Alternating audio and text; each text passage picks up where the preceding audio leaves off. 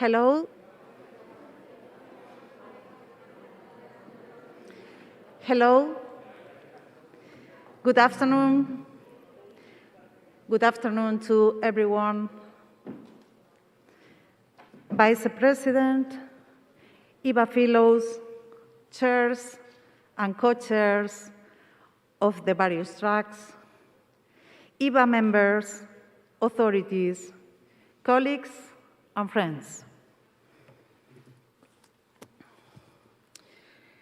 Welcome to the Complutense University of Madrid and to the 47th IVA 2021 conference. Back in December of 2018, I presented our first bid and proposal to organize this conference. At the IVA board meeting in Poznan, I remember quite well that moment. 3 years later, that bid is finally paying off. And thanks to COVID-19, this opening plenary is taking place a year later than expected. But in any case, here we are together at last. We are together at last. Over the next 2 days, we'll be missing some of our colleagues from IVA community who finally decided not to travel to Madrid due to the pandemic. But I think that despite all delays and absences, the program we have in store will prove very interesting and worldwide. Let me introduce 3 main ideas very shortly. The first one is that the pandemic is no longer a topic for the historian discipline. It is an issue of urgent relevance for most and perhaps all socio-political and economic fields.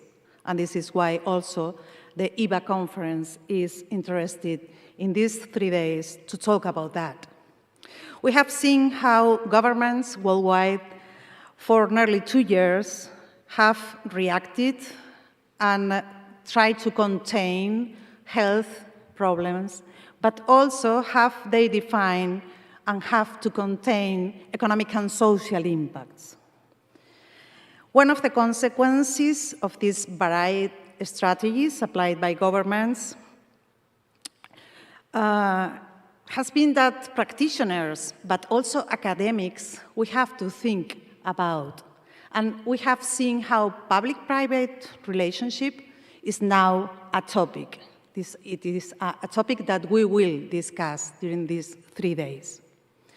Second, the digitalization of productive activities have shown also the potential in terms of communications and how communications has resolved in some part our distance from our workplace, our distance from family and friends, how even leisure and consumption has changed due to thanks to telecommunications and digital technologies.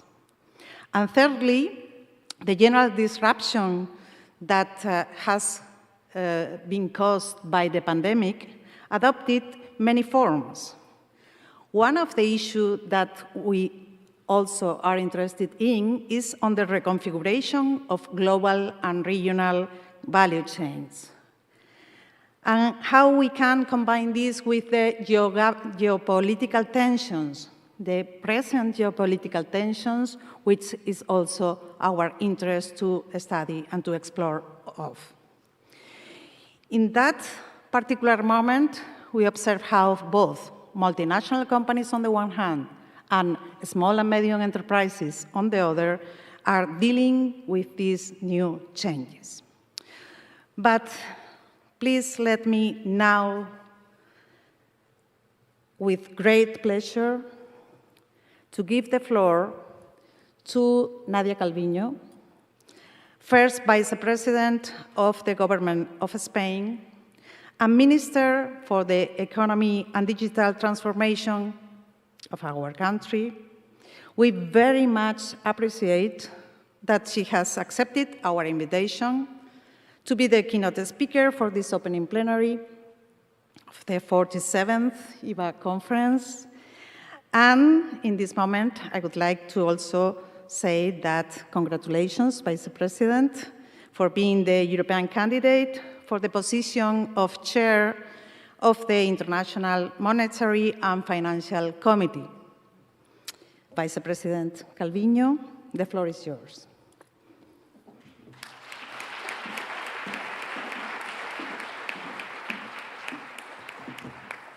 Gracias, perdone.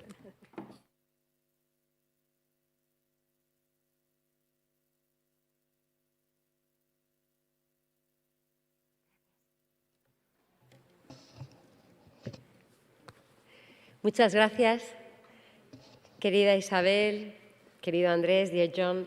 Thank you very much. Good evening to you all. It's a great pleasure to be here today. It's a great pleasure to go back to having at least partially present events like this one. It's the first time I participate in this event, but I am aware of the importance, the role that this academy plays in the advance of academic knowledge in the field of international business, which is a subject really crucial to our understanding of today's driving forces. Firms have become active players in the transformation of our economies to a more inclusive, fair, and sustainable world. All our efforts in the areas of the green transition, of the digital transformation, spin around companies. And so I think it is very useful, it is really key that we have this kind of events and debates on the role of businesses as innovators, investors, and producers, game changers. In general, I was reflecting as I was coming here this afternoon, companies, but also governments and citizens in general, have been suffering these unprecedented 21 months, which have been extremely hard for all of us, which I think have put all of us to the test. But after these very hard times, we are at a key moment. It's really a crossroads to decide how we want to shape the economic recovery, how we want to shape the economic cycle that is starting right now. We are at the moment of high uncertainty, but it is in these times when it becomes more important than ever to look at those elements that can give us some confidence when we're looking ahead, when we're looking to the future. And I think there are reasons that should give us some comfort and confidence when looking ahead. From the depths of this unprecedented economic and sanitary crisis, we have managed to avoid a major catastrophe and return our economy to growth thanks to a swift vaccination campaign and an ambitious set of well-coordinated economic policies. Isabel, you have already referred to it. It is so important that we have coordinated ourselves at the European, but also at the global level to try to provide effective responses on the health, the economic, and the social front. And when I was entering this impressive auditorium, which is called after Ramon y Cajal, one of the greatest men of science of this country, I was thinking what an incredible miracle it has been to have the vaccine at this record time. We have carried out the vaccination process very effectively, and that has proven to be the best remedy against the health, but also against the economic impact of the pandemic. In Spain, as you know, we're very close to 90% of the population fully vaccinated. This is a collective success, a proof of the capacity of our public health system, but more importantly, it's a proof of the solidarity and responsibility of the population. Citizens have been a great example, I think, throughout the whole pandemic. And together with the vaccination process, we have implemented for the past 21 months an unprecedented also set of economic policy impact-driven measures to protect what we had, which has proven to be much more efficient and cheaper than letting things be destroyed and then having to rebuild from scratch, as happened in previous financial crises. Our analysis is that thanks to these very ambitious set of measures, we have avoided a destruction, a drop above 25% of our GDP. More than 3 million jobs would have been lost. A global financial crisis would have been unleashed, I think, and a tremendous damage to our society and our productive sector. So it's good that we have managed to have a coordinated response on the economic front, very ambitious set of measures with a very large fiscal impact. We have been bearing in mind also fiscal discipline when looking ahead and trying to ensure that as soon as possible we can go back to a downward trend of our deficit and debt to GDP ratios to ensure that moving ahead we are also building back our fiscal space and so providing better opportunities for future generations. But the truth is that in only 15 months, more or less, we have managed to recover pre-pandemic employment levels, in contrast to the 12 years that it took for us to recover after the last financial crisis. So, of course, when we look ahead, that we will find bumps in the road, and there are challenges, and I know you're going to be discussing this in and out in the coming 2 days. Starting with the new variants of the COVID virus that are appearing, and are going to, of course, put us to the test again. But what really matters is that we have left behind the worst of the pandemic, that the economic recovery is underway, that all evidence suggests, in the case of Spain, that our country will be one of the engines of growth in Europe in 2022 and 2023. And what we need to ensure now is that this is not just a temporary rebound, but a strong, sustained, and sustainable recovery. And to this end, we have an unprecedented opportunity which is the Next Generation EU Recovery Plan. In the case of Spain, we will be able to mobilize up to 140 billion euros in public investment, and therefore to mobilize, to trigger a much larger amount in terms of private investment. And in parallel, we will be implementing a very ambitious program of structural reforms.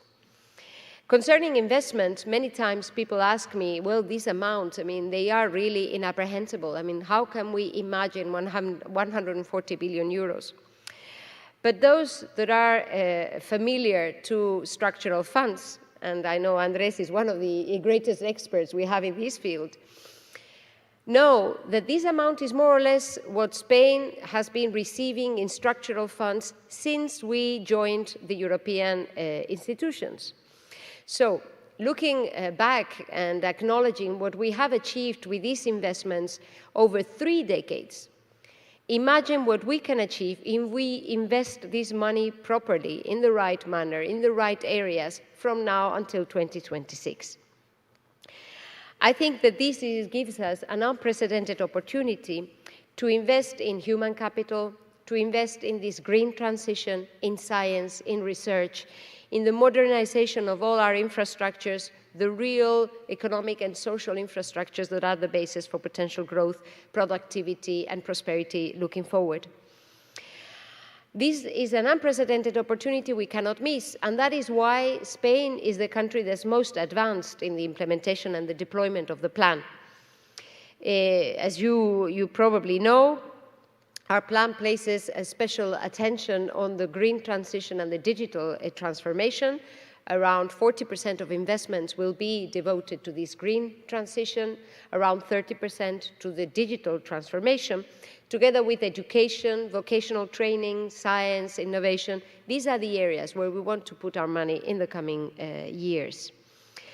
Together with the investments, we are going ahead, moving ahead as fast as possible and actually accelerating in the second part of the year this very ambitious reform program. There are many important pieces of legislation that have been passed or are in the process of being approved, having to do with the climate change, for example, the energy transformation. But I would like to just mention a couple of initiatives that have to do precisely with creating the right business climate, so improving entrepreneurship, investment, and talent. The public attention in Spain is very much focused on labor market reform, and actually we will be pressing ahead with this labor market reform with a clear idea of implementing it by year end, and so having a legal certainty and a new framework that will create high quality jobs going forward. As of 2022, we're very advanced with pension reform, but we have also pressed ahead with 3 pieces of legislation that are important, that cover the whole business cycle of companies. Only last week, we passed the draft law Crea y Crece, that's for the creation and growth of companies, in order to try to enhance and improve the demography of companies in Spain, which is a country marked by the high weight of micro-enterprises, self-employed workers, SMEs. So it is a quite ambitious piece of legislation to reduce red tape, to facilitate the creation of a company as of €1, also to fight belated payments, which are hindering the growth of SMEs.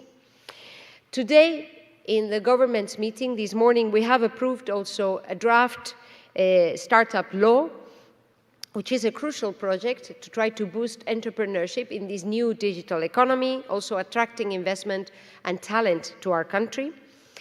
And I hope that in the coming weeks, we will also adopt the draft insolvency reform, which is then covering the whole business cycle, as I was saying, trying to facilitate and to modernize the structure of our economy, trying to promote entrepreneurship, but also a more dynamic, more efficient, more flexible business environment. We are very committed to this reform agenda. We're also very committed to this investment agenda, because all our actions are oriented towards a very clear objective, which is supporting a strong economic recovery, job creation, but also the modernization, the transformation of our economy, so that this unprecedented challenge that was the pandemic is also an unprecedented opportunity to try to build a better future for future generations, for the next generations, such as you, the younger persons in the room today, those that are joining us around the world through this web streaming. And this is a very ambitious program which requires the help of everybody, public administrations, social partners, but also the corporates. And this puts in the forefront a point that Isabel made, with which I would like to close these initial remarks, which is the importance of public-private partnerships. The importance that we all row in the same direction, that we try to mobilize public and private investment in the same orientation, alongside the European green and digital agendas, because if we are ambitious, but if we are focused and determined, and if we all row in the same direction, I think that we will succeed in this endeavor. Spain is an example of success. Since democracy came to our country, we have really exceeded the most positive expectations about how the country would evolve, would develop, and prosper in the new political environment. And I think that once again, we will be an example of success if we all act in the same direction, if we take the best and we work together to profit from this unprecedented opportunity. I'd like to close my remarks on this positive idea so that we give the right spin to the debates that you will be having. Thank you very much for the invitation and the opportunity to address you today, and I wish you a very productive event. Thank you.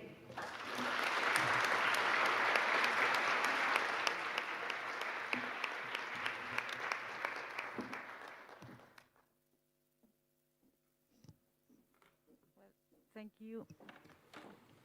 Thank you, Vice President Calviño, for this keynote speaker.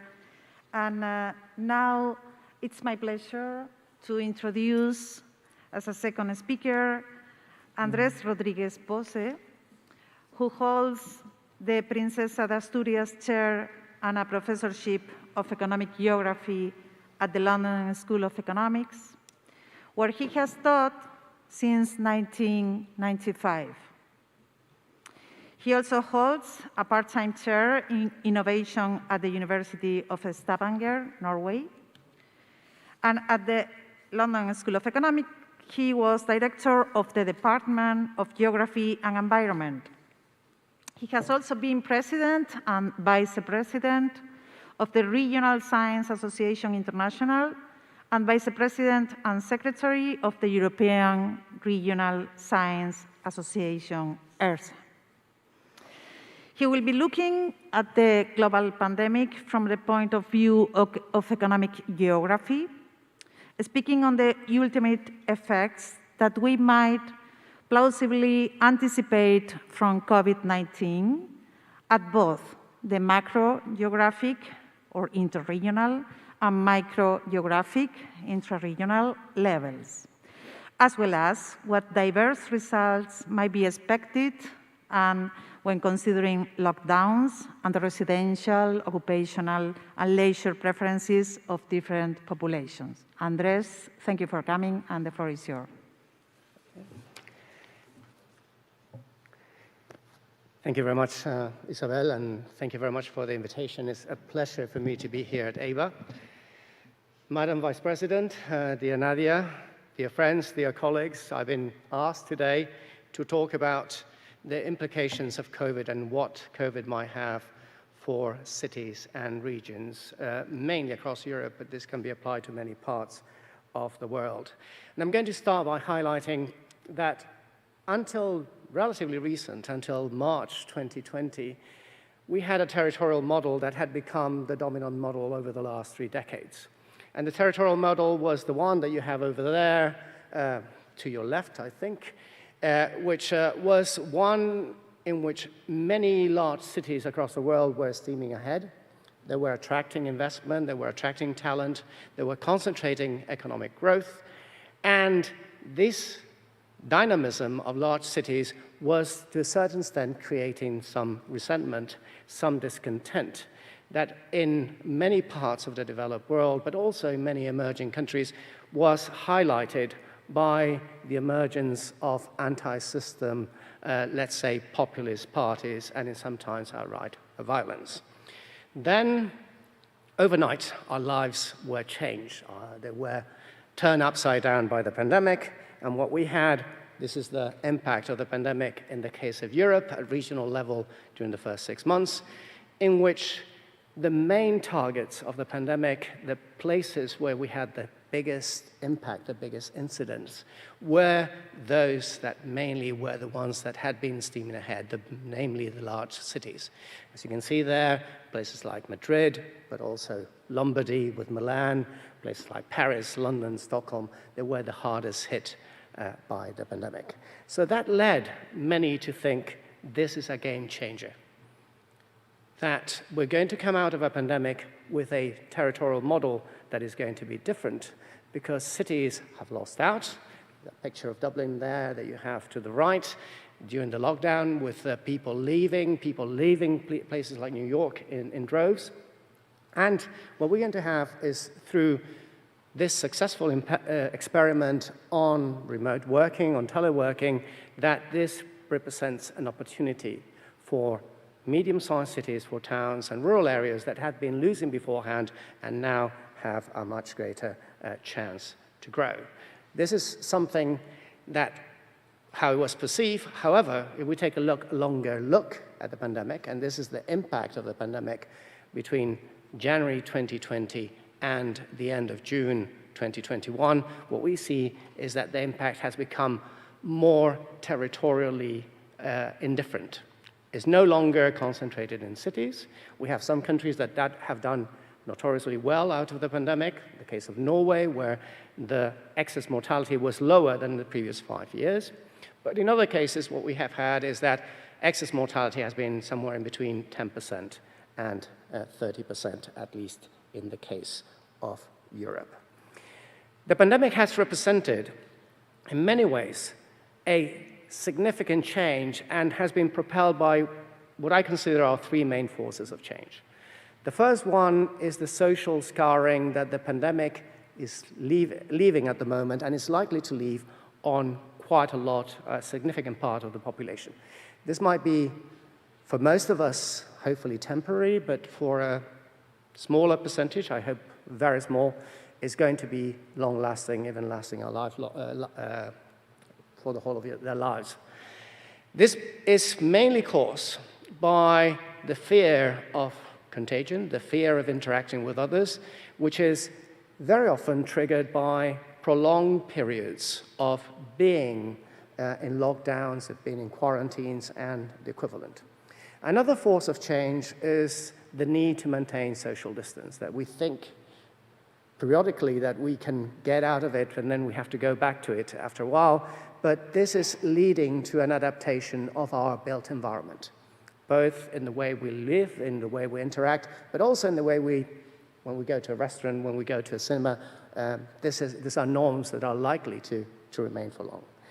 But the biggest change, and for me, the biggest transformation is the acceleration of trends that were already in place, the idea that we were going towards a digital transformation, more teleworking, teleshopping, e-commerce, that was thrust into our lives suddenly for us in Spain on the 14th of March 2020, in other countries more or less around that period.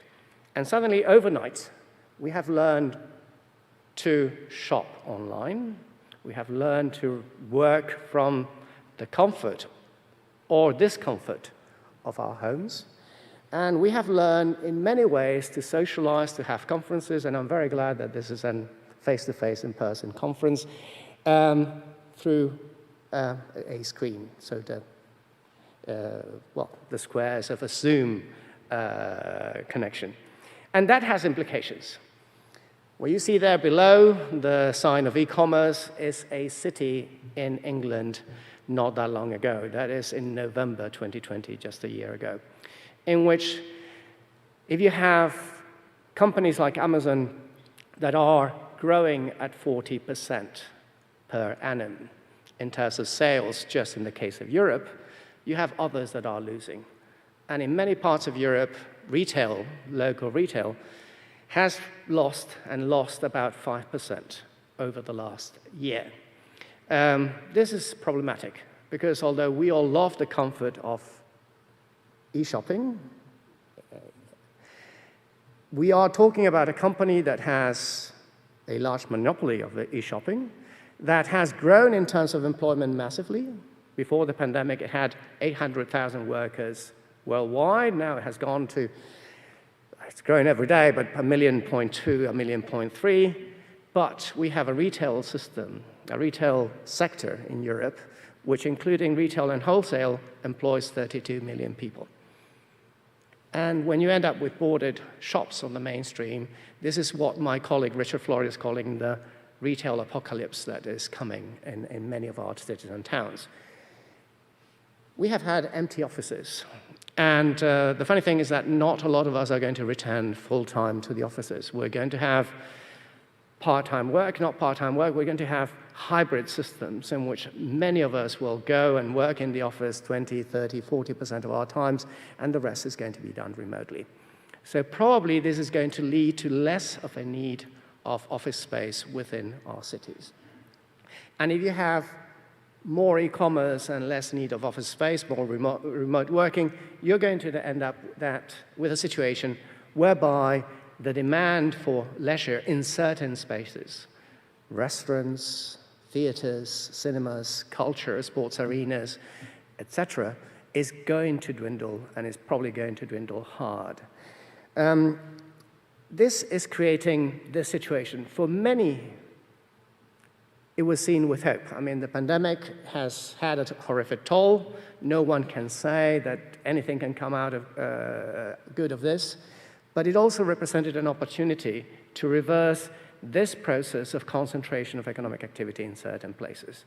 The idea that we could all leave New York and go and work from the Hamptons or from the Hudson River Valley or go to Miami and Florida and do it, or in Spain, we could reverse the whole concentration of economic activity in Madrid, to a less extent in places like Barcelona or the Basque Country, in favor of what is known as the empty or emptied Spain, was something that actually put a lot of people thinking, yes, this is an opportunity that we need to take because we are going to be able to work in places where the cost of living is lower, where we're going to have a better quality of life, and where we're going to enjoy overall a better life.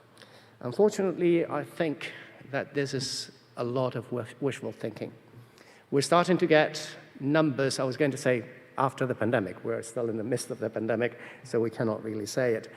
And what we're seeing is that many cities are recovering, and they are recovering faster. Places like New York, that was hard hit by the pandemic, is much more dynamic, whereas many of the places that were thought that were going to benefit, first there were few and far between, they were mainly anecdotal, and the ones that were doing well were the ones that were doing well before the pandemic.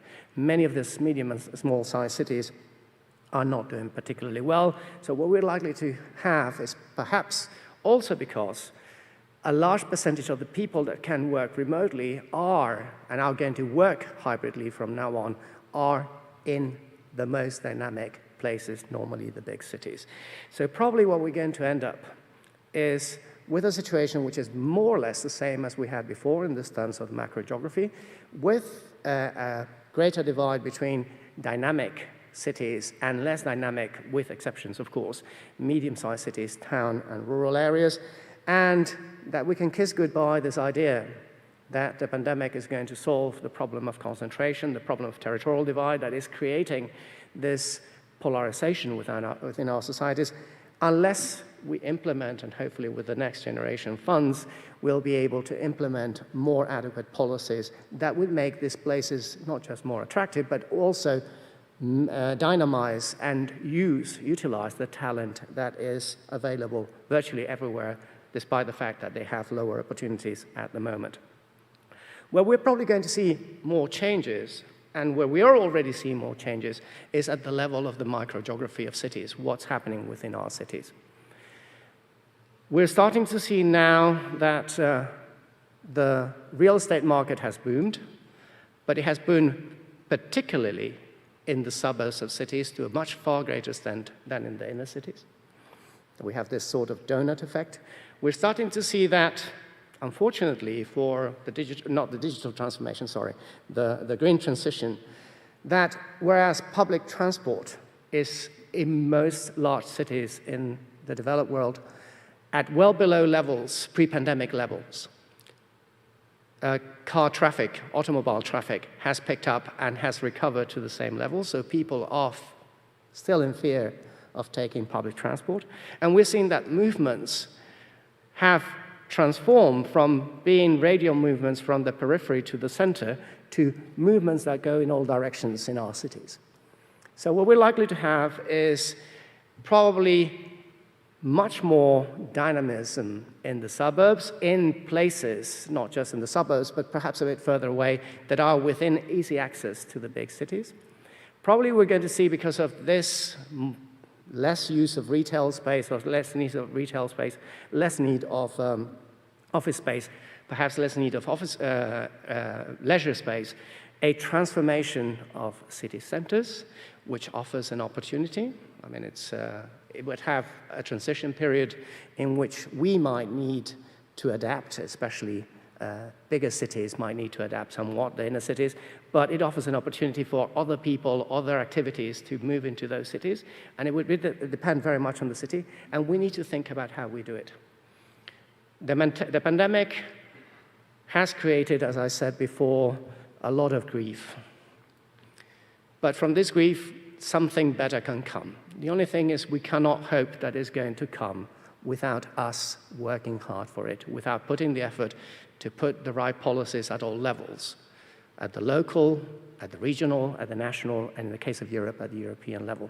And if we start thinking about new ideas, new forms, if we start thinking hard about how can we make our cities much more attractive, how can we make our regions much more attractive, how can we mobilize talent that is inherent to everyone, wherever they are, if we don't do that, we are for a rough ride. Hopefully, I'm optimistic, and I do think that if we implement the right policies, if we grab this opportunity with both hands, if we use the next generation funds to the best of our ability, we can have a far better future in which we have not just a more dynamic world, our cities and regions are more dynamic, but they are also far more sustainable, far more resilient, and better places for all of us to live. Thank you very much.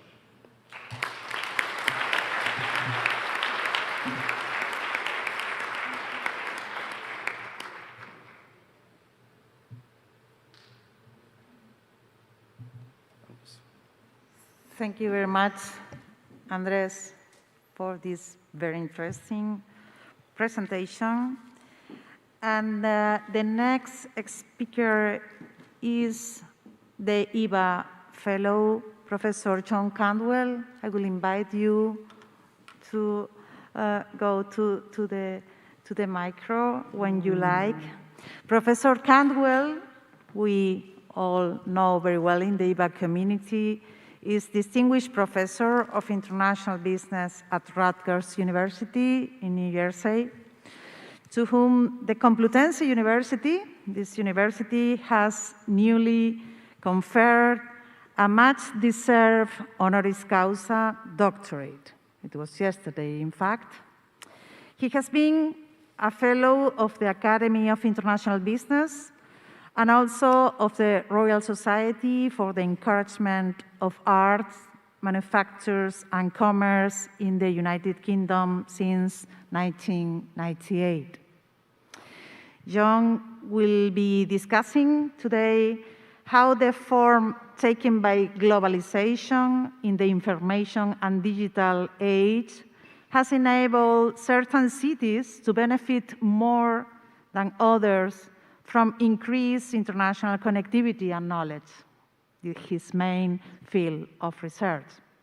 Those global cities that are playing a central role in the generation of innovative solutions for sustainable development must necessarily connect with other, which we call less central regions in new and restructured ways. So Professor Cantwell, thank you very much, and the floor is yours. Thank you, Isabel. Thank you very much. So Andrés and I didn't coordinate at all, but actually what I have to say is quite complimentary, I think, to his remarks on recent trends in urban geography and economic geography.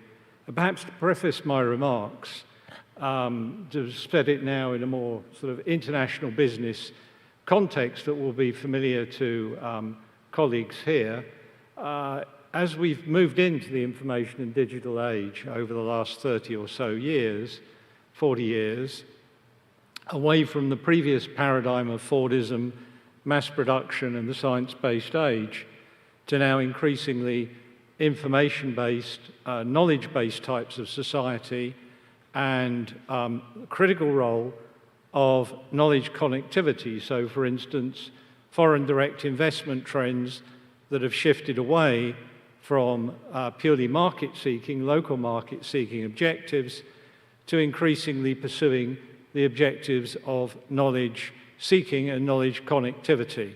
And hence, for example, if we look then at the location or the region or the city, we observe that increasingly what matters is not just what is locally geographically bounded within the place, but the extent to which that place can become connected with others successfully and therefore engage in international and domestic business networks. So those are really where my remarks will be based, taking account of some of the trends that Andrés has indicated, although I don't have anything to say about the pandemic. Some of the data I'll be showing you in a moment is from work with Salma Zaman, who's a recent doctoral student of mine, now relocated to Lahore in Pakistan.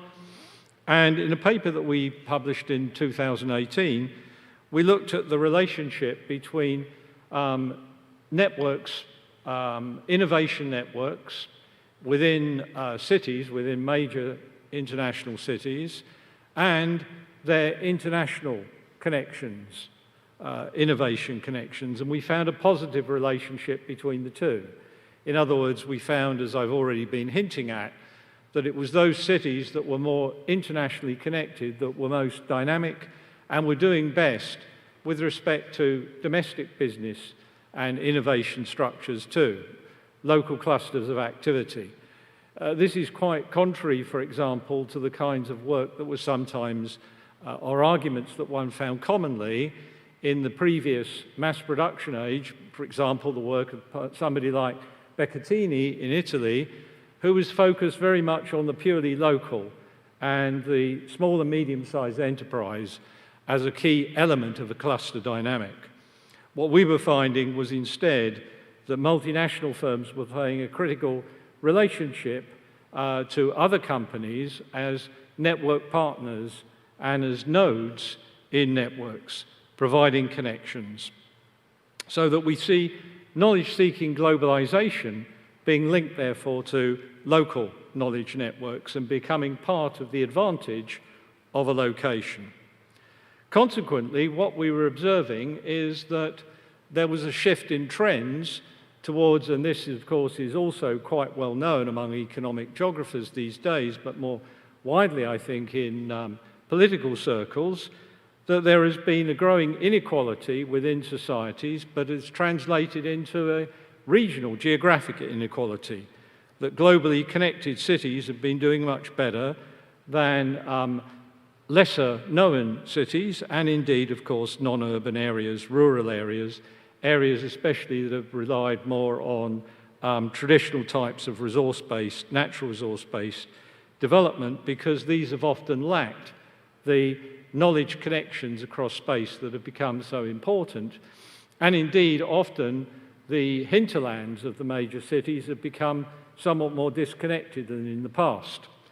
So what we find, for instance, this is a chart now taken from a paper we published recently, myself and a couple of economic geographers, Max Bacoltz and Harold Bertelt, in the Journal of International Business Policy, in which we were looking at trends over time in the extent of convergence or divergence across major urban areas, in this case in the United States, but we see similar patterns in Europe too, in which essentially what happens is you observe a kind of convergence and catch-up in the previous mass production paradigm that had been happening for quite a long period of time through to the early 1990s, but from the mid-1990s onwards especially has become an era of divergence and a period in which some cities are doing much better than others, and the ones who are doing best are, of course, those that are most globally connected. And the point of our paper actually was that outward foreign direct investment, we often talk in locational terms of the significance of contributions of inward investment, the spillovers, but outward direct investment by providing connectivity in the way I've just been suggesting to the outside world and increased or improved knowledge connectedness has significantly enhanced the innovative dynamism of some of the major cities, and hence we see this increased inequality as part of this picture. So Salma and I were therefore referring to patterns that we observed in patent data, US patent data, looking at the location of invention of inventors in the 62 largest, some of the 62 largest cities in the world across countries, including North America, Europe, Asia, and a few in Australasia or Latin America, 62 cities in all. And we use backward citations from the patents granted to inventors in those cities to identify spatial patterns of knowledge building, the kinds of profiles of knowledge on which they were drawing, using the location of the knowledge source represented by the cited patent and connecting that, as it were, to the knowledge recipient which subsequently invented other devices, artifacts, and so on that build upon the original knowledge that was sourced from elsewhere, or indeed in the same city, or elsewhere translocally, domestically, or internationally. These were the cities that we're talking about. It includes Madrid within Europe. It includes a number of major European cities, major American cities, and increasingly significant, as we'll see in a moment, a number of major Asian cities as well, including those of Japan, but also India and China. And so what we therefore observe in terms of the patent data, if we were to look either at the US or Europe, is a pattern pretty much like the diagram I showed you earlier on income inequality. That is to say, until around the early 1990s, we observe a kind of convergence across cities in terms of a catch-up process. So this is the coefficient of variation across cities, and therefore the extent of geographic concentration of activity in a particular place. So if this index goes down, it implies that activity is becoming more widespread across different places. But from the early 1990s onwards, we then observe, as we saw earlier with the income trends, the reverse. We see a divergence and a movement away, with some of the more larger successful cities pulling out. And what we found in terms of the detail, in terms of the JIBP paper, was that it was especially cities in the quartiles about sort of 60 to 80% richest cities that were doing best of all and most able to utilize outward direct investment and knowledge connectivity. However, one qualification is that if we then bring into this mix all the cities in the world, including particularly the Asian cities, we see almost the reverse pattern, and this is actually showing us that the Asian cities are catching up. So this is also familiar in a sense, and it is what we commonly observe, or we're aware of, that China, India, and even some of the cities of Japan have still been catching up. And this is therefore reflected in these data, which show the opposite trend of a divergence followed by a convergence meaning that there has not been the sort of diminution of inequality within countries, but that the Asian cities in particular have been catching up. So what we tried to do was then to say, well, what are the determinants of the innovativeness, or as Andrés was saying, the dynamism of these cities, locationally based? And we found that three particular factors mattered, although they mattered differently according to what regions of the world we were talking about. So first of all, complementarity between local and international knowledge networks. This is what I was speaking of earlier on, that this has, we've observed, mattered in terms of the ability of a city to connect its local cluster networks to international organizations. What we found was that this mattered, particularly in the earlier years, but not so much for the European cities, which have not been able to take advantage to the same extent as either the Asian or American cities of these international linkages. Although, of course, there have been some sort of more local linkages within Europe that have been important and increasingly important. We noted as well, and this was a kind of, the biggest impact of all was the geographic diversity of sources. So this in network, social network terms would be the centrality of a city, the extent to which a city is central to international knowledge network connections. This matters a great deal. So your ability to be able to span across a wider geographic range of knowledge sources gives you a big advantage. And we measured this by the change in the city's position in its centrality in the network. And we found that this mattered for cities in all regions, although less so for the Asian cities in the more recent times. And we inferred from that that this was an increasing kind of catch-up phenomenon that was occurring within, for example, China, India, or indeed Japan. Lastly, we looked at given that this is the information and digital age, innovative performance, the ability to establish ICT. And it's commonly observed, I think, among policymakers, Madam Vice President, I'm sure you'll be familiar with these discussions, that Europe has tended not to be doing so well and is worried about this in policy terms in ICT. And our data do tend to suggest just this, that the American and Asian cities, where they've acquired ICT capabilities, have been able to do much better in innovative dynamic terms. Much less so, unfortunately, for Europe, and perhaps this is, therefore, still of major policy concern here. So with some policy-related implications from all this, connecting back also to issues of sustainability, pandemic, and so on, Internationally connected cities, we argue, are at the forefront of innovation needed for sustainable development. This is why the kinds of devices that are needed, as it were, to move on from fossil fuels or the like are being developed. Battery development for efficient operation of miniaturized devices. So they have an important role to play from a policymaker's perspective.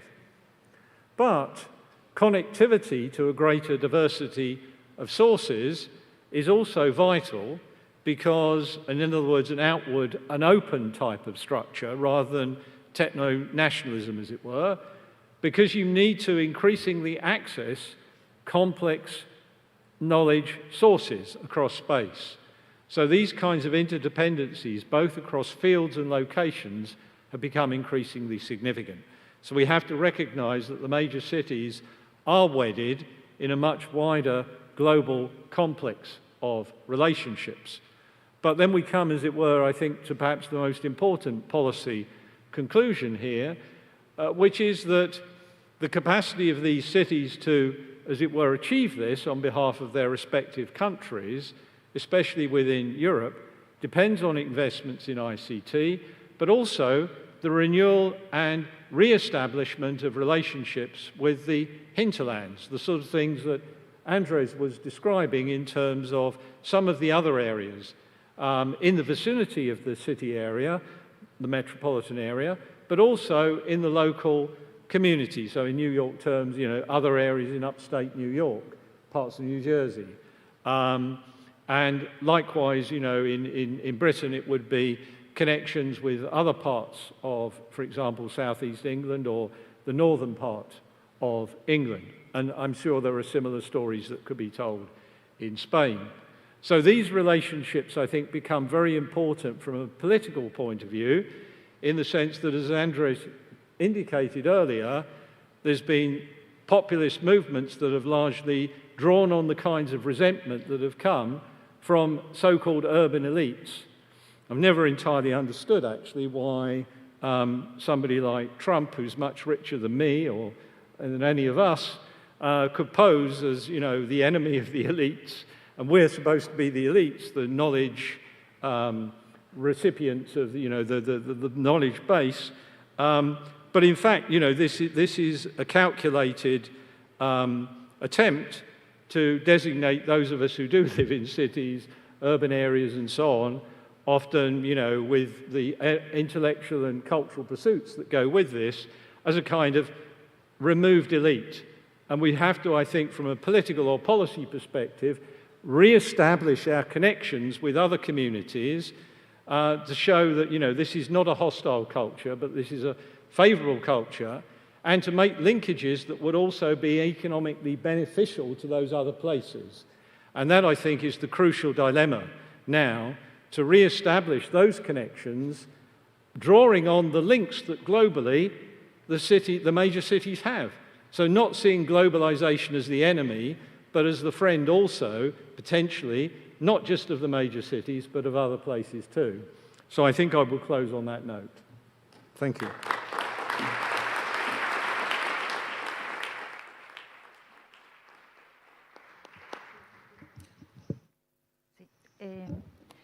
So thank you very much, Vice President, Professor Rodríguez Pose, Professor Cantwell.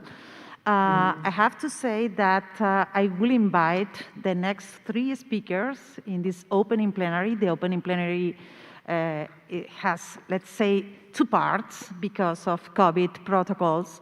So not all of us could be seated in this table. So I could invite Mrs. Ana Cremades, please, to come into the scenario, as well as Mr. José Luis Curbelo and Mr. Fernando Salazar, who are in the first row. And 2 minutes to change the table, to clean the table, and we continue, and we will have the discussion after that, at the end. Thank you.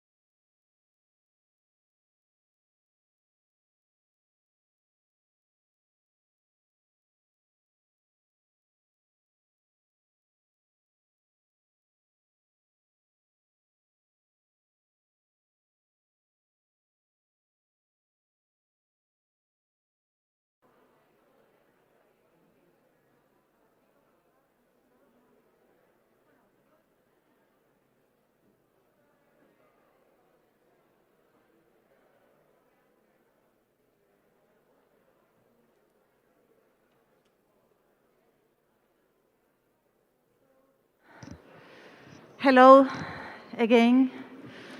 After this small break to say goodbye to the Vice President too.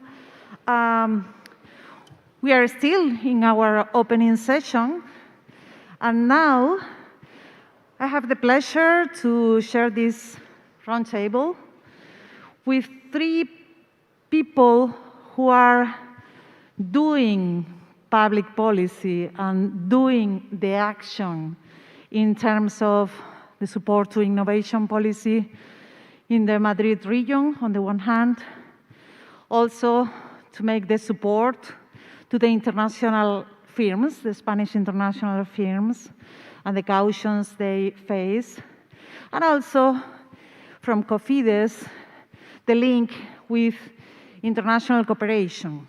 So let me, first of all, to thank the three of them. And I will give the floor first to Nadia Cremades, who is the General Director of Innovation for Madrid's regional government, who will speak on how regional authorities in this particular region, in Madrid, are dealing with the challenge that we mentioned in the first part of this opening plenary too, the challenge of improving science, because science we have seen quite relevant, important determinant has been in this pandemic, and also R&D efforts, research and development in our region of Madrid. To face what? To face many challenges. One of them is climate change that invites to rapid technological innovation, but many others. So thank you very much, Nadia Calviño, for staying here with us, for coming, for accepting our invitation, and the floor is yours.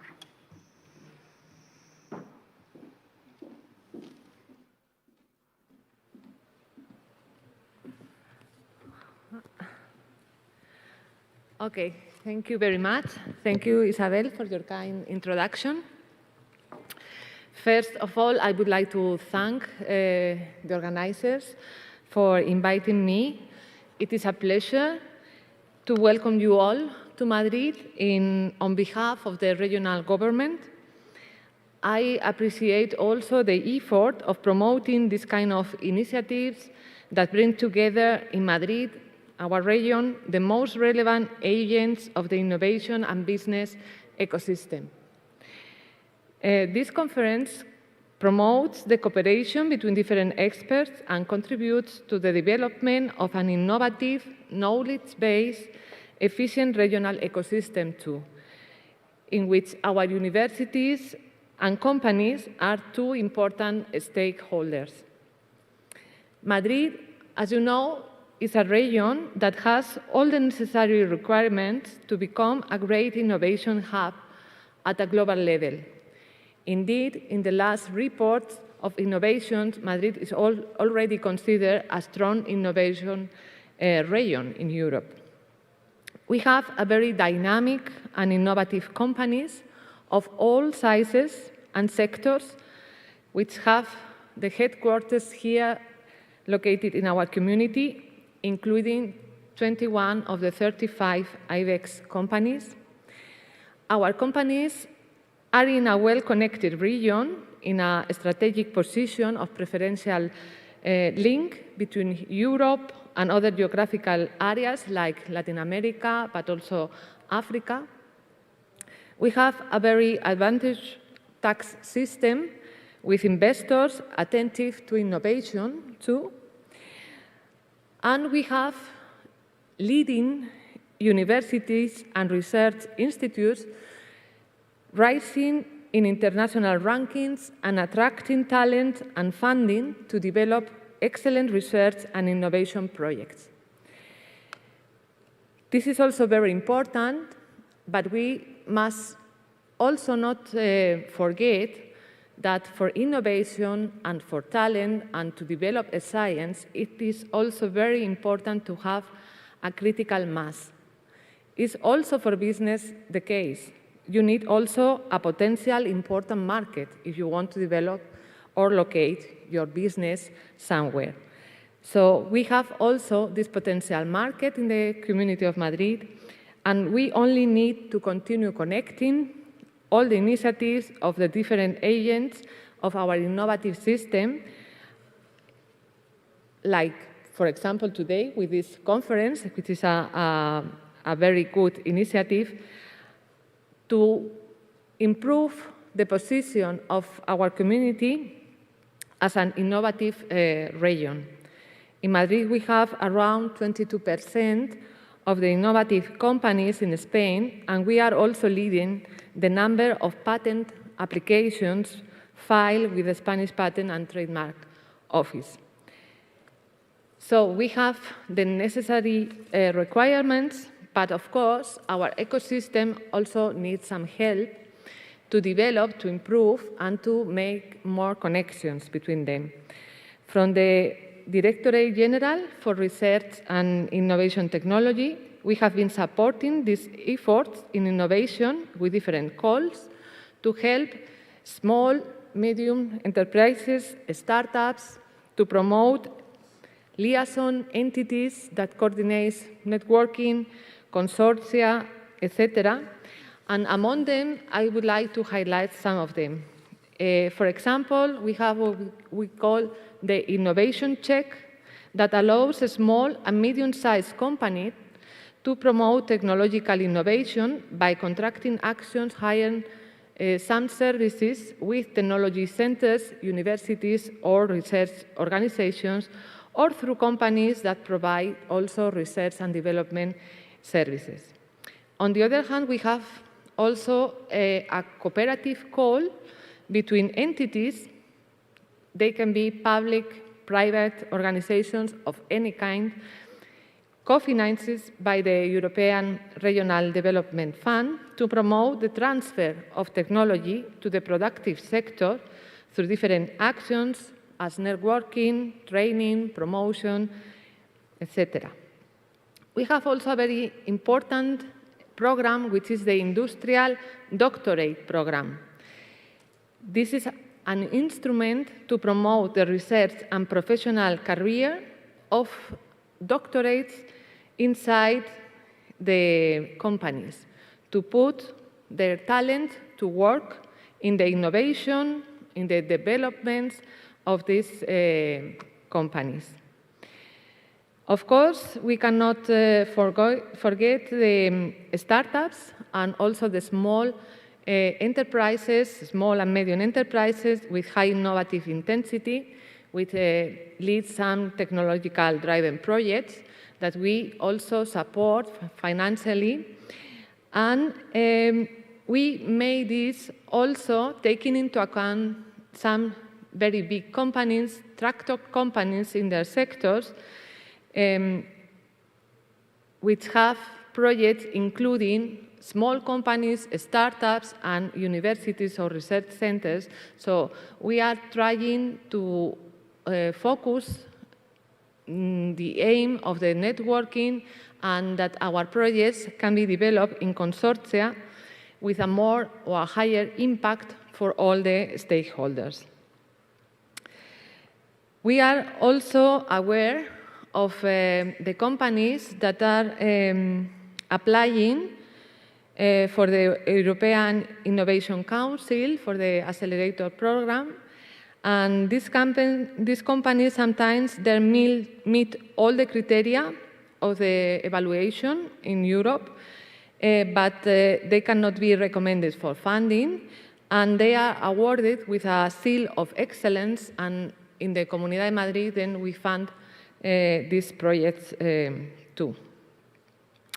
So we have many calls, many different supports for companies, but also we made a big stress not only in companies, but also to cover fundamental and applied issues of research in different fields, one of them also the social science, as well as promoting cooperation and collaboration between groups at the university, but seeking also for a partnership with different companies. Finally, I would like to stress that the regional government of Madrid is working to create the Madrid Startup Region program to reveal Madrid as a friendly region and a preferential place to start any business initiative with the best conditions for entrepreneurs and investors, providing multiple networking opportunities. Madrid is already a very strong innovator region, but needs even to grow more and to have more startups, new ideas, and more innovation. Taking the initiative to create a startup is not easy. Many doubts, many insecurities appear while trying for the best opportunities to develop one's ideas and to get this idea as a product or a service ready for the market. Therefore, there is a significant need of mentoring to guarantee the highest probabilities of success and consolidation and scale up of the startups. And that's why, for the Comunidad de Madrid, the mentoring is very important. We are putting also a focus on mentoring. The mentoring initiative should be formal, structured into a program with relevant, experienced mentors to rely on in the long run to guide the startups through the experience and sharing his or her own experience. And we make this through one of our foundations, which is the Fundación Madrid +D. Is our best tool to promote mentoring, to promote incubation of different startups, networking with a different focus in European programs. For example, we are also a local point for the Enterprise Europe network, and we are also developing other programs such as the incubators of the European Space Agency in Madrid, the Health Star Plus, and more. Of course, I think that the public administration should help companies. Many of the companies avoid to have any contact with the administration because it is a burden of administrative and paperwork, and sometimes the needs of the company are not adapted to the rhythm of the administration. So one of our focus now is also to simplify the administrative burden during the application, during the performance and monitoring of the grants that we are giving, and also to boost our regional plan for scientific research and technological innovation that is almost finished, and which we want to launch and to align with the strategy for smart and sustainable specialization of our region. We are taking into account of the challenge, climate, pollution, contamination, circular economy is also a very big area now in our focus. The Green Deal, the digital transformation, all of it is contained in our different calls and programs and initiatives. So in research, as in other innovative fields, we understand quite well the value of cooperation and collaboration and seeking for alliances and partnership. And we think that Madrid is really a very good place to get this connection, which can do a better world based also in our new economy, developing this ODS. So this conference is the best opportunity to develop your ideas, sharing your experiences and good practices, and providing a solid network for it. So I wish you all a nice and fruitful conference, and thank you very much for your attention.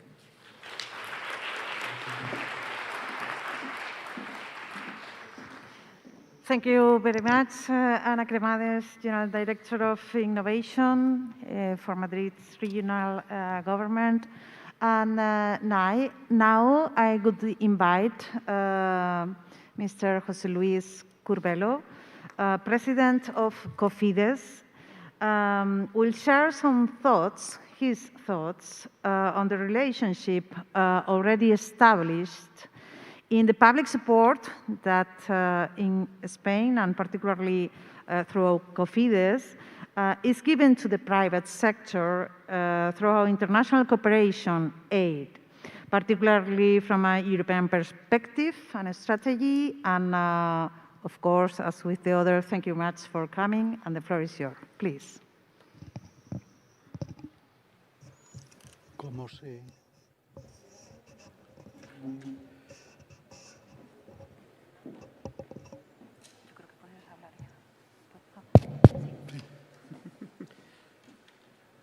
Hello, thank you very much, Isabel. Thank you very much for inviting me to this very interesting meeting. And I congratulate you for your bravery in keeping on with the meeting in a situation in which there was a lot of uncertainty regarding traveling and regarding the possibilities of having these meetings. I think that meeting all of us here is a good idea, especially we are talking about academia, in which academia is something in which closeness is very important, because all of us, or all of you, need to be in touch with each other. The name of my presentation is going to be Private and Public Cooperation for Sustainable Development. First of all, I would like to talk about what is COFIDES, what is the organization which I represent, and why I talk about this issue of private and public cooperation within the framework of Sustainable Development Goals from the institutional perspective of the institution which I represent.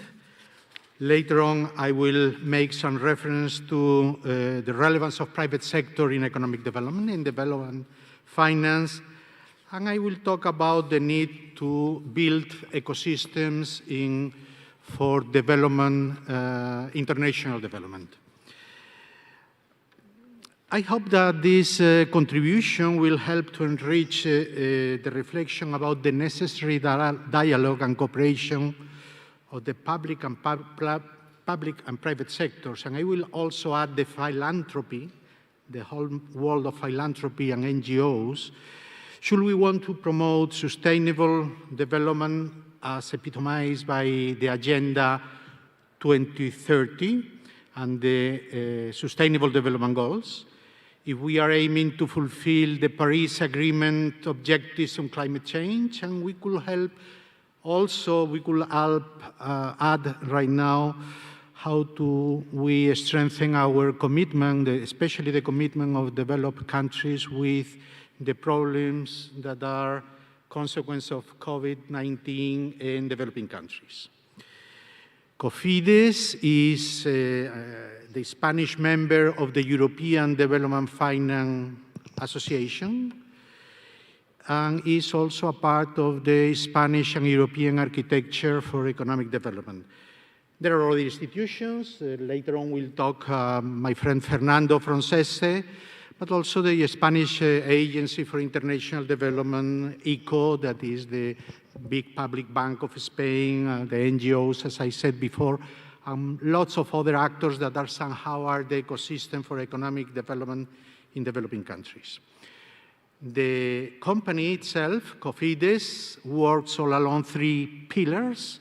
One of them is supporting the internationalization of Spanish companies in other countries.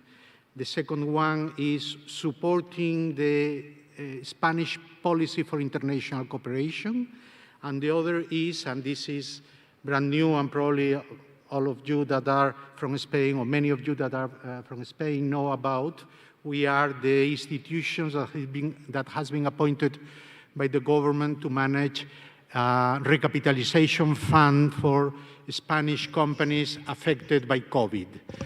The first two lines of activity, internationalization and development, are is to operate outside Spain. The last one is to operate in Spain. A particular characteristic of all EDFI members, as I said, the EDFI is the Association of Spanish agencies, European agencies similar to COFIDES. All countries have an institution like that. DEG in Germany, Proparco in France, or whatever. All countries have an institution like that.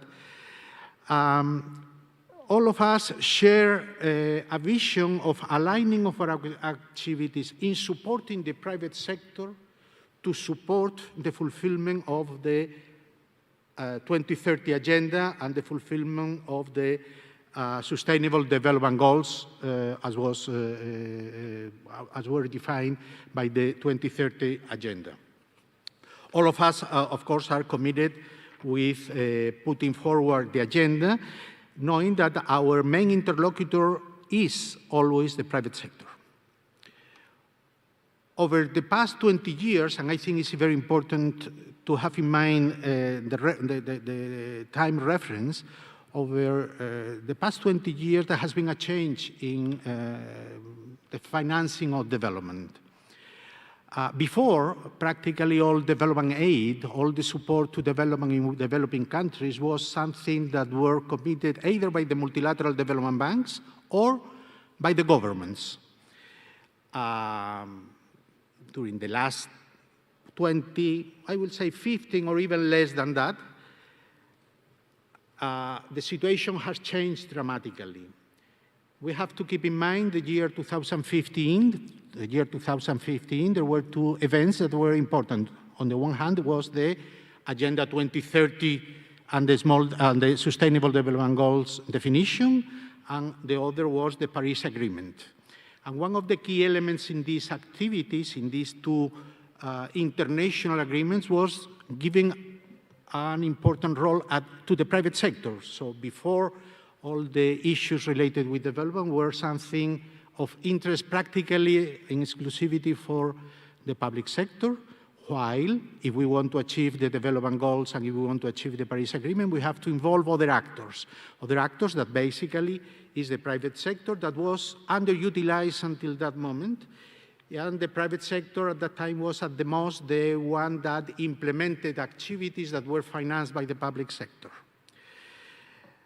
The name of the game at that time in the Agenda 2030, the commercial name for all of that was something that probably many of you have heard, that is, we have to move from the billions to the trillions of dollars devoted to economic development in developing countries. And according to recent data, the gap, the yearly gap in financing for the Sustainable Development Goals achievement is, the yearly gap is of around $3 trillion. So these $3 trillion have to be fulfilled, have to be satisfied by mobilizing the private sector in investing in development. Mobilization then of private sector is a real challenge for public institutions, and including development banks, agencies, NGOs, all the people that somehow participate in this business. Institutions have to evolve from something that was the general tradition. All the banks, or the public development banks, or all the multilateral development banks generally had products that were general products. Generally was lending to countries so that countries made the reforms, or they invest in projects. Right now, if we want to mobilize the private sector, we have to structure tailor-made structures that are capable to mobilize the interests of the private sector in order to participate in projects that, while they consider of interest for them, they perceive risks that are not acceptable or are not manageable for the private sector itself. So the new concept here during the last 20 years, and especially during the last 5, 6 years, is the concept of blending. How you blend resources coming from different origins, coming from different institutions that have different tolerance to risk and are looking for different returns or satisfaction of their interest. So here is wherever we have that money is very important, but the other important thing is how you structure operations so that you leverage public money with private money in order to satisfy the development needs that countries have in order to satisfy the sustainable development goals that we have already defined as common goals for the humanity. Here is where official development agencies, the traditional cooperation agencies, have a real problem. And is that while the monies for official development assistance, the so-called ODA, has been at the most steady and recently declining a little bit, the participation of development finance institutions like COFIDES, the one that participate trying to mobilize the resources of the private sector, are increasing by a rate of 10% a year. Actually, most European governments have been financing institutions, I will say like COFIDES, but I will say other members of the EDFI, in order to be able to structure operations so that if we continue, like today, the annual level of investment of the EDFIs amount to $8 billion. If we continue growing at this 10% a year that we are growing, in a couple of years, 3 years, probably 4 or 5 years, the amount of money of official development aid will be exactly the same that the one that is allocated from institutions like this one, the European Development Financial Institutions, to leverage public money. This is the only way to close the gap that we have been talking before about the 3 trillion a year that are necessary to direct to developing countries. Today, for instance, these type of institutions amount to 70% of the money that is invested with the private sector in developing countries. But here is only a description of data, a description of tendencies. Here is what we have to do internally. What institutions have to do internally, both us and other institutions, development banks, that are investing in development.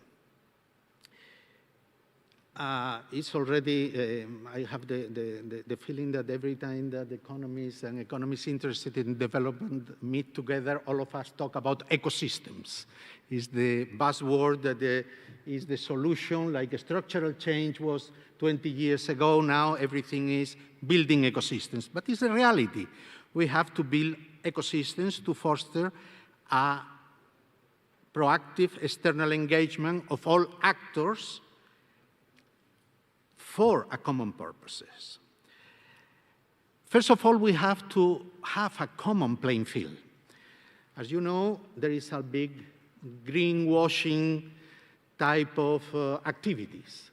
Even you find that all of activities that have been devoted for many years to oil and similar like that, they are today the greenest companies in the world, worldwide. On the other hand, we have to have measures in order to know how much money we allocate to development and how much money we allocate to solve development goals that we have defined. And we have especially, and I will say, and I will emphasize, that the purpose of institutions like us is trying to mobilize the so-called patient capital. Patient capital is today those segments of capital that are not looking for the short-term return. Institutional investors, for instance, pension funds, all of them are big investors, they have the big money, and they need to invest in long-term projects. Of course, you have to de-risk the investment so that you need to cope with public support all the risks that are perceived by investing in certain countries, by investing in certain sectors, or by investing in certain group of peoples or economic activities. So institutional investors is some group of bunch of capital and a bunch of resources that is important to mobilize. So here is where I somehow defend, and this is the full purpose of the presentation of the paper, is that development banks and institutions like us, we have to develop our ability to blend resources and resources that have different origins. In the case of Europe, for instance, with a lot of money, I will say that the budget for development in third world countries had been multiplied by 7 for the next economic period. So we have to be able to utilize that money to leverage the participation of private sector in closing the gap for financing. Here again, the issue is how you de-risk countries, how you de-risk sectors, actors, and main of all, perceptions. For many of you know, for instance, many years ago, there was the perception that microfinance was a very dangerous and very risky investment. Today is the common standard has been shown that microfinance is a very safe and very lucrative investment for investors, while at the same time may have a lot of impact in poverty alleviation and in the development of entrepreneurship in developing countries. So here is where institutions like us have to be able to structure tailor-made solutions aiming to cope with specific sustainable development goals. As a conclusion, I will say the achievement of the goals that we have ahead, including the Paris Agreement goals, requires the active involvement of private sector and philanthropic actors beside the public sector. We have to be able to mobilize them. Public sector has to be able to mobilize private sector in developing blending structures. My experience, and this is my personal experience after many years working in development, in multilateral development banks and public development banks, is that while these institutions are very good to finance public governments and to provide technical assistance to governments for regulatory frameworks or frameworks for the development of different activities, they are not good at developing tailor-made projects that have to consider the different risks involved in any operation and have to be able to mobilize resources from different origins. So this implies, besides money, knowledge, time, and the ability to put together a lot of actors. Thank you very much. Please keep safe while here in Spain and enjoy the country and enjoy being with each other, that I think is something essential. Thank you very much.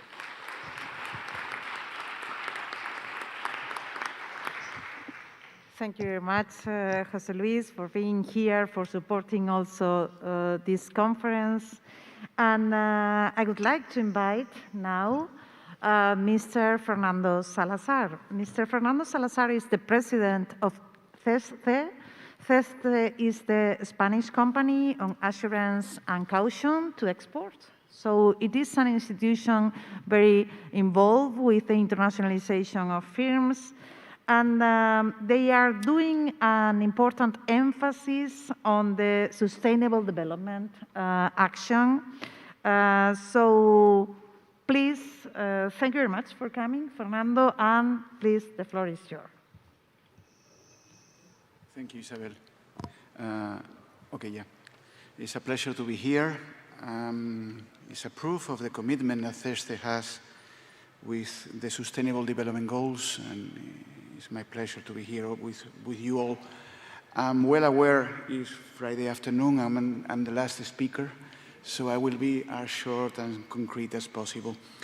We are supposed to talk about public support to the private sector, and I believe CESCE is a great example of that. Why? Because we are both public and private. 50.2% of CESCE belongs to the Ministry of Finance. 49.8% of CESCE belongs to a different set of banks and insurance companies. We have a private business where we insure, in the credit insurance business, we insure invoices from companies up to, this year is going to be 50 billion euro, 50,000 million euro, which is not bad. And we are also a public company. We are the Spanish Export Credit Agency, ECA. We are similar to COFIDES in France, now BPI, similar to SACE in Italy, to Euler Hermes in Germany, to Atradius in the Netherlands, for instance.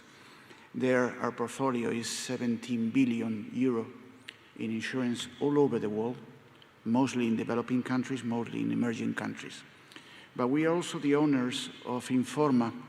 Informa is the main information company in the Spanish economy, belongs to the worldwide network of Dun & Bradstreet. And to give you an example, they have information of 400 million companies all around the world, which they update 385 million times a day, every day, 385 million updates on the information that we hold. No? What can we do to support the private sector? Well, we can do many things. We can do, governments do policies. We can implement those policies. We will come up with products, with specific products. We can also lead by example, which is also very important. One of the things I have been most proud in the almost 4 years I've been in CESCE is once that a chairman of a big financial institution in Spain called me, and he told me, I've been asking around who is the leader in sustainable development goals in the financial sector in Spain, and everybody has told me about you, and I would like to have a meeting with you and know what you are doing. So that made me proud. No? So we can also lead by example. No? CESCE took a decision in 2017, 4 or 5 years ago, which is to allocate 0.7% of our net profits to corporate social responsibility, which we do every year consistently. Lately, we're doing it cooperatively.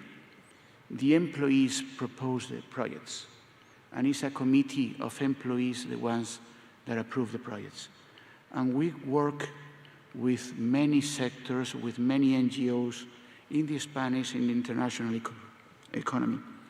To give you some examples, in Sustainable Development Goal number 3, in the health sector, we promote many initiatives, mainly related to rare diseases, related to cancer investigation, research, but the entire industry, the entire insurance industry, we created a policy, an insurance policy for the doctors and the nurses that took care of us during COVID.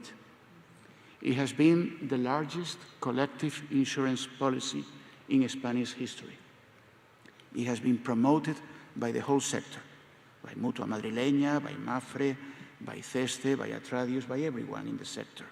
And we took care of the people that were taking care of us. It was a health and life insurance policy. In SDG number 5, in gender, we do all kinds of things, but the most significant one is that CESCE is the 5th company in Spain in the whole insurance industry with most females in our board of directors. 47% of our board of directors are women, which is not normal in our sector. 44% of the companies do not have a single woman in the board of directors, and the average is 15%. We work a lot with the industry in SDG number 9. That's our main goal, promoting industries. In COVID, we came up with a 3 billion euro line of credit implemented in 2 stages. We have supported 1,719 Spanish exporting companies that, to a certain point of view, we have ensured their survivability. during COVID. We have done all kinds of things. We are very famous for being the insurer of the Spanish companies that built the Panama Canal, or being the insurer of the Spanish companies that have built the high-speed train between La Meca and Medina and Saudi Arabia. But people forget that we have 140,000 customers and 139,000 are SMEs. We support all kinds of customers, all kinds of companies. We have created new products, one for startups, which is very innovative in the industry. No one insures in startups. We are insuring startups. We started this month of June with a company created by a woman in a small village in Galicia. That was our first customer. We do B2B business now. We are starting this month of December to insert in B2B platforms an insurance product to ensure that people that sell in this kind of platforms get paid. And we are starting around the 20th of December. We will launch it. We provide liquidity to small and medium companies. We not only insure the invoices, we pay them. And we pay them in an average of 0.43 days. That means less than half a day. And we take the whole risk of that invoice. So we do a lot of things in SDG number 9. But the last one, and the one I want to rely on, to focus on, is SDG number 13, climate. We are a company that have, along its history, insure a lot of projects in the oil and gas sector. Yes, we have done it. We have done a very concrete set of projects, oil refineries, to produce the latest technologies in gasolines in developing countries that do not normally have that kind of technology, but we have done it. We have signed, the government of Spain, a few days ago, November 9th, in Glasgow conference, that we are no longer going to insure or finance this kind of products, these kind of projects, and we will do it. We are negotiating the small details, but we will no longer do it. We, as a company, the last 2 years, we have been fully certified as not polluting a single gram of CO2. We were issuing around 400 tons a year, 430 tons in 2016 as a company. Last year, we did 144 tons, 1/3, and all of them we compensate with reforestation projects in burn mountains in Spain. And 2019, 2020, not a single gram of CO2 to the atmosphere, fully certified. And we are coming up with new green policies that will go to the market this month or next month for insuring credits that go to environmental projects fully certified by the European Union according to EU taxonomy. And there the multiplier effect where the public policy can have an impact in the private sector can be tremendous. So far, we have done 2.8 billion in green products. With the traditional products, with the new products, it will be much more. So far, we have insured 29 billion euros in green projects accomplished by Spanish companies all over the world.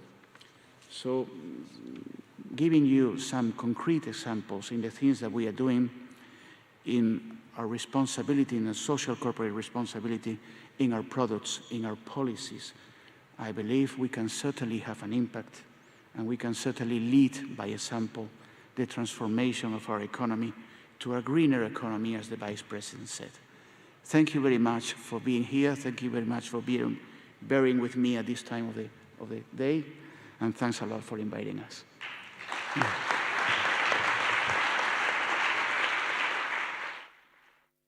So again, thank you very much for all your support, for being our sponsors of this conference. And the conference is officially opened. Now we have to go to our welcome reception at the Museo del Traje. It's 5-minute walking from here. So let's go and enjoy the next 2 days of discussions, paper presentation, panels, and so on. Thank you.